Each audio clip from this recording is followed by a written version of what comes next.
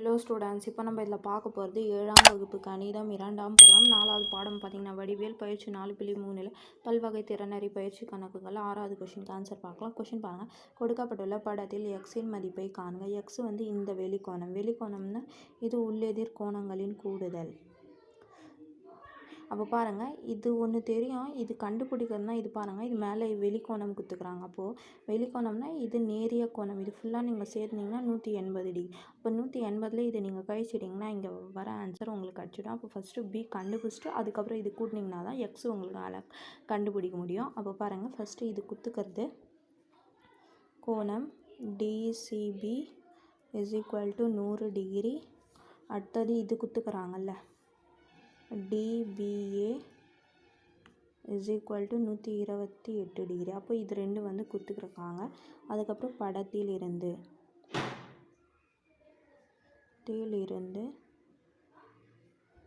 பார்த்திங்கன்னா இது கண்டுபிடிக்கணும்னா இது பாருங்கள், ஏபிடியும் சிபிடியும் நீங்கள் கூட்டணும். பினா சென்டரில் வர்றதுனால பியை குறிக்கும். அப்போ கோணம் சிபிடி கூட்டல்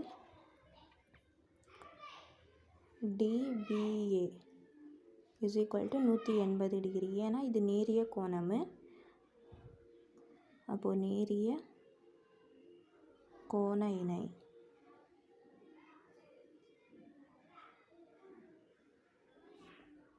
அப்போ பாருங்கள், இதுதான் பி கோணம் தான் நம்ம கண்டுபிடிக்கணும். அப்போ சிபிடி கோணம் இது எவ்வளோ சொல்லியிருக்காங்க, DBA 128 degree is equal to 180 degree. அப்போ இது கூட்டலில் இருக்குது, இந்த சைடு வந்துச்சுன்னா கழித்தலாம் மாறுமா. அப்போ CBT is equal to 180 degree கழித்தல் 128 டிகிரி. அப்போ 180லேருந்து 28 கழிச்சிங்கன்னா 52. அப்போ 52. அப்போது சிபிடி.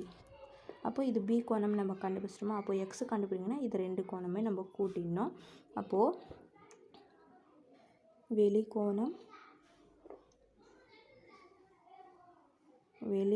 என்ன கொடுத்துக்கிறாங்க, எக்ஸ் இஸ் ஈக்குவல் டு இரு உள்ளெதிர் கோணங்களின் கூடுதல்.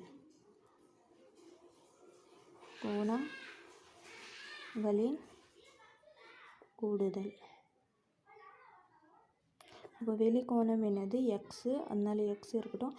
இரு உள்ளெதிர் கோணம் பியும் சியும்.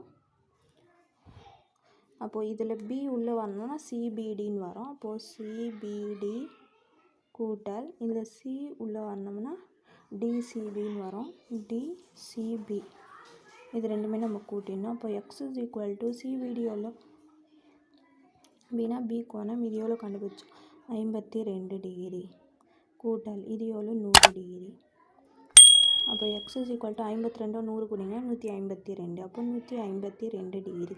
அப்போ வெளிக்கோணம் எக்ஸோட மதிப்பு இதுதான். புரிஞ்சுதுங்களா? அவ்வளோதான் இதுக்கு ஆன்சர் 6வதுக்கு.